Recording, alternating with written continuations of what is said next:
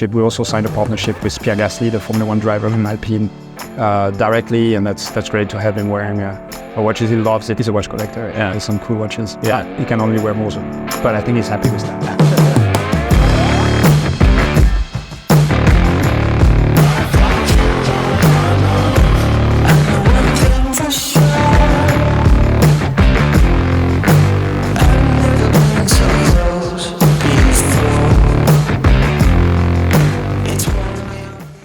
So I'm delighted to be at Watches and Wonders with Edouard Meylan.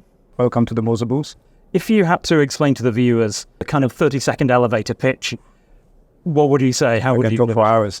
Well, H.Moser is a family brand. We acquired it with my brother 12 years ago. It's actually 200 years as a brand. Right. It struggled in 2012 and we had the opportunity to acquire it.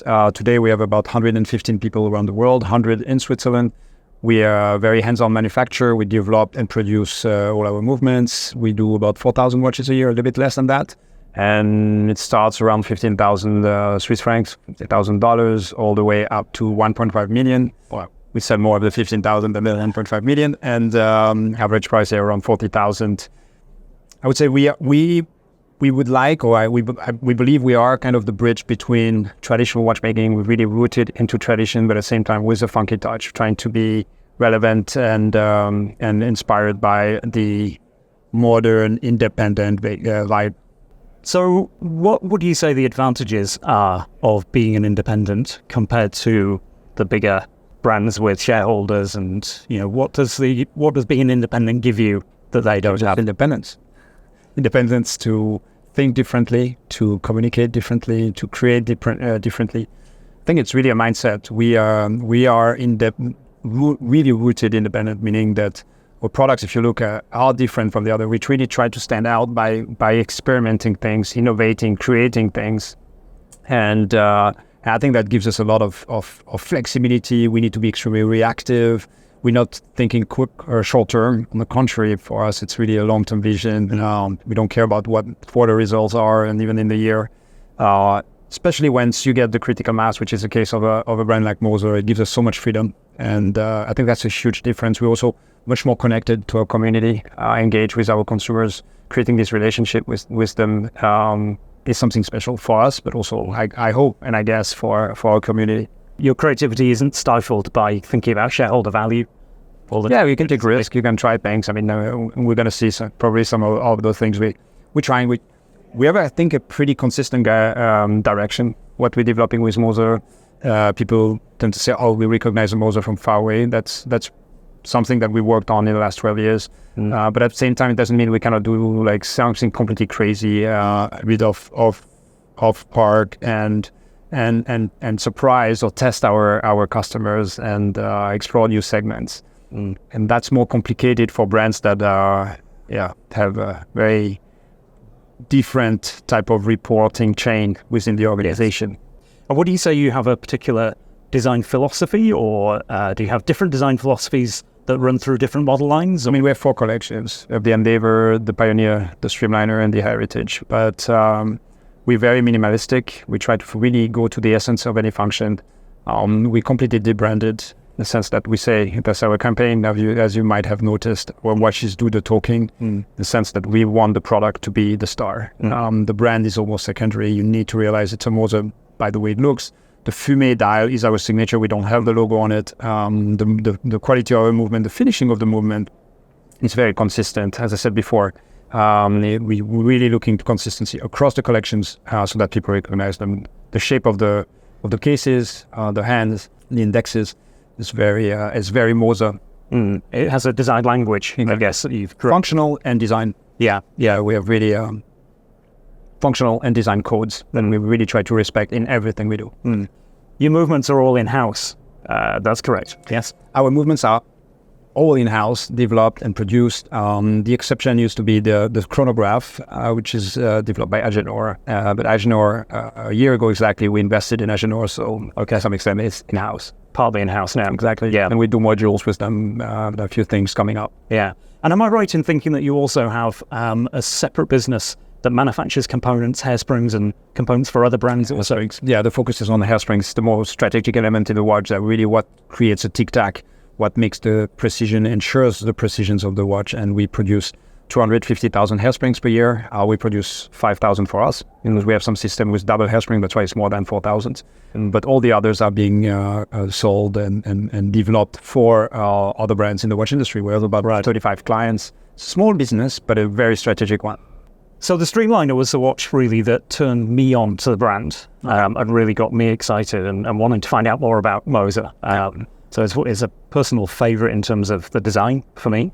One thing that I think is so key to it is it has a particular style, particular design to the way that the case and the bracelet integrate. That I think you know as a Moser instantly. It couldn't be anything else. It's funny you say that, because in the beginning, some people doubted that. Really? Wow. Okay. Of course, it was new. It was different. We had the Endeavor, the Pioneer, which were round strap watches, and suddenly you have this integrated cushion bracelet watch. Very different, but we really tried to think, one, it has to be different from everybody else, and two, it has to be Moser. So there's a free form, it's very minimalistic. The bracelet with single links is important. And now we're 4 or 5 years into the Streamliner collection being launched, and a lot of people, I say it's really Moser. That's a great compliment. Yeah, I think maybe for somebody who's relatively new to the brand, I think it personifies Moser to me. Perhaps if I... becoming the most important collection. So we try to make sure that we're not too dependent on the Streamliner, but there's a big trend of people buying integrated steel bracelet. That's our integrated steel bracelet, but we have a lot of complications we launch on other models, other collections to ensure we continue to push and promote those collections. And my background is as a designer, and I have an interest in design. One of the things I was really curious to ask you was how close is the finished product with the Streamliner, with that case shape and the bracelet design, to the initial ideas? Because I imagine that was not an easy process. It was a complex process. When I acquired Moser in 2012, we had already drawings from my predecessors of an integrated steel bracelet. They all look like the engineer from IWC, which, I mean, we're very close to IWC. I mean, a couple of kilometers, so a lot of influence. I thought it's really too close to that. And we scrapped that. I said, we need to start again until we find something. It took a long time, about 7 years, before we actually had something we were comfortable with. I think the breakthrough was the bracelet. Eventually figuring out the way of designing a bracelet that is different from the Nautilus or the Royal Oak, but nevertheless was very nice aesthetically. And that's an inspiration actually from Ikepod that had similar in the 90s. And then that was a breakthrough. I always liked shaped watches. I like cushions, especially I like the cushion that, for example, the Radio Mirror or even the Vacheron cushion. Always thought it would look nice on a bracelet. So then we started working on how do we connect a cushion-shaped case to the bracelet that we had designed, which was very three-dimensional, and it worked out pretty well. So it's difficult to answer your question because there was not a first drawing. There were hundreds of drawings. So that kind of evolution. Yeah, until when I felt like, we got it. Even the first dial, and we really tried hard to find a structure to put in there, because obviously Royal Oak has a tapisserie, there's the lines of Patek, and we're like, we need to create that identity. And we tried, and then at some point I was like, let's forget all this. Let's go back to what Moser is, the fumé dials with the sunburst, and that's what works. Yeah, and they really do work. And what we gain with that is the connection with the other collections. So talk me through some of the pieces that you're launching at Watches and Wonders this year. Sure. I mean, we have quite a few. I mean, I would say the two highlights or the three, but the two highlights of Watches and Wonders right now, maybe I can start with the entry level. And again, I said before, we try sometimes to go a little bit offbeat, is the Pioneer Citrus. Pioneer Citrus is something that we designed fairly recently. We were coming up with a watch in that case, which was what people would have expected. And I told my brother, I said, this is not a watch I'm excited about. I think it's too much what people think of Moser. So let's do something different where we're going to have half of the people hate that watch and half of the people love that watch. It's exactly what's happening. But that's what gets people talking, isn't it? People talking. It's a fresh take on Moser. We learn a lot from this, especially in a fair like this, showing things like this. Is that a way we want to explore further? We're known for the minimalism. Here you have beautiful dial with no index, no branding on it. Very Moser as we did in the classic line, but that here it is in our, would say, more everyday watch with a beautiful blue strap, super luminova on the rim, on the hands. It introduces also a new movement, which is the 201, which is a more skeletonized movement with a tungsten skeletonized rotor, 42.8 millimeter. It's kind of our entry level, around $15,000 for a fully manufactured movement in steel. Very successful product for the fair. Why did you choose to make the rotor from tungsten out of interest? We use either gold or tungsten. You need weight. You need something that is rigid and still looks good in contrast with the rest of the movement. And usually that's why we use tungsten. And you've added a new watch to the Streamliner collection as well, Ames. Yeah, I did a couple, but the first one I can show you is, for us, the king of the show is the Streamliner double hairspring skeleton tourbillon in 40 millimeter. Beautiful new skeleton. Took a lot of time to design it. I love symmetry. So reworking the bridges, giving transparency. It's a really real tourbillon. It's not an open work where you see basically the platina and the bridges under the dial. It's really see-through. Nice contrast. Same finishing, like darker gray anthracite with rose gold elements on the hands and on the indexes to create this contrast. And at the back as well, a gold rotor. So we saw the tungsten on the other one. This is with the gold rotor. This is our new rotor that we introduced this year, and very beautiful. It's absolutely 120 meter water resistant and very comfortable because also of the size of it. I've never actually put a Streamliner on my wrist, but I have very small wrists. But I understand you have very small wrists as well, and I'm wearing this one. Yeah. Right. Yeah, I can show this one. It's not planned, but yeah, I'm wearing the Streamliner 39 millimeter, launched in November with a blue enamel dial, gold plate, hammered with 4 pigments of blue. Go 17 times into the oven to get this beautiful transparency on the enamel dial. So enamel is very traditional craftsmanship. Yet with these colors, this transparency becomes very modern. And that's what we like at Moser, is really creating tradition. You see the beauty of that micro-rotor movement. At the same time, the beauty of this very bright blue. A huge success for us. It's the smallest and the thinnest in the Streamliner, keeping the 120 meter water resistance. And I also understand that you've launched something that you've done in partnership with Alpine F1 team very recently. So I wonder if that's something you can show us today. Yeah, I mean, let's talk about Alpine. Alpine came to us a few months ago. They were looking for a new partner for their motorsport environment, or the ecosystem, Formula One, WEC, and also the road cars. So they came. They want to go upscale, and they really, some people in the team really loves Moser. So they come to us, and my father is a collector of Alpine. So all right, oh my God, okay. Well, is that real? So we decided to go for it. It's very recent. We signed in February, so now we're partners, especially in Formula One. That's where they've been the most active. And yeah, it's fun. We want to continue to bring more visibility to the brand. Obviously, Formula One is a great platform. More experiences at the circuit, at the Grand Prix. People can go and experience driving a Formula One, ice driving, a lot of different things we can offer to our community. And also, it gives us the possibility also to explore new territories in terms of product development. This next week, I don't know when you're going to release this video, but mid-April, we will be launching the Streamliner Moser Alpine Edition. It's a 42.8 millimeter on rubber Streamliner cylindrical tourbillon. Very nice take on this watch.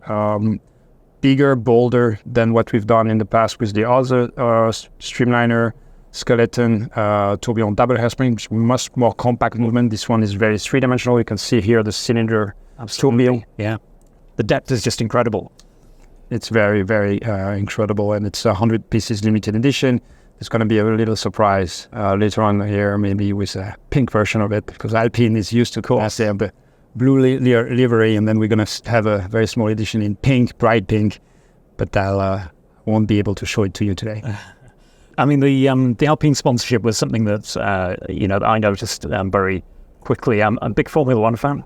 I think it's a surprise because Moser has never done sponsorship and partnership. We also signed a partnership with Pierre Gasly, the Formula One driver from Alpine, directly, and that's great to have him wearing a watch. He loves it. He loves skeletons, so he really is really excited with that. Yeah. With that watch. And it's new territory for us. Is he a watch collector? He's a watch collector. Yeah, there's some cool watches. Yeah, he can only wear Moser. But I think he's happy with that. Yeah, absolutely.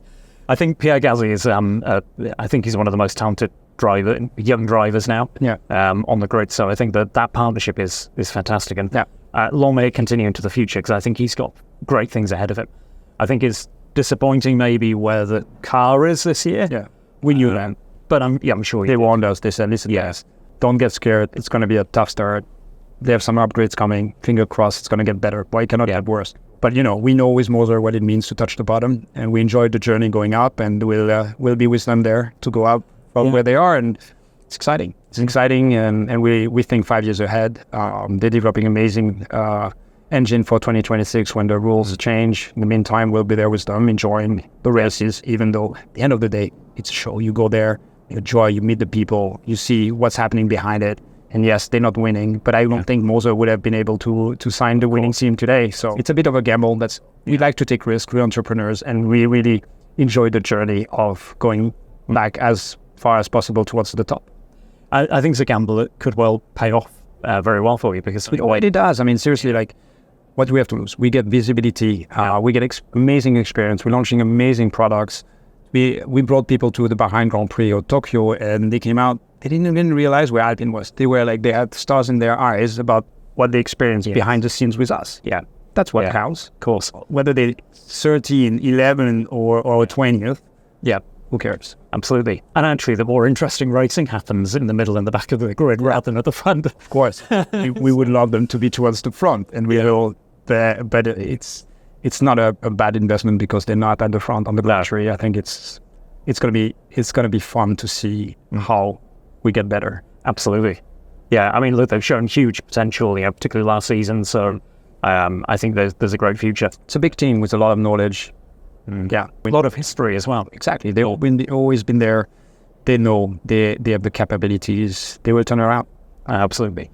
Yeah. Well, look, I could talk all day about Formula One and about watches, two of my favourite subjects, as I'm sure you could too. But I just wanted to really thank you for giving me some of your day. Thank you for supporting us independents. Really appreciate that. And all the best to you and your channel.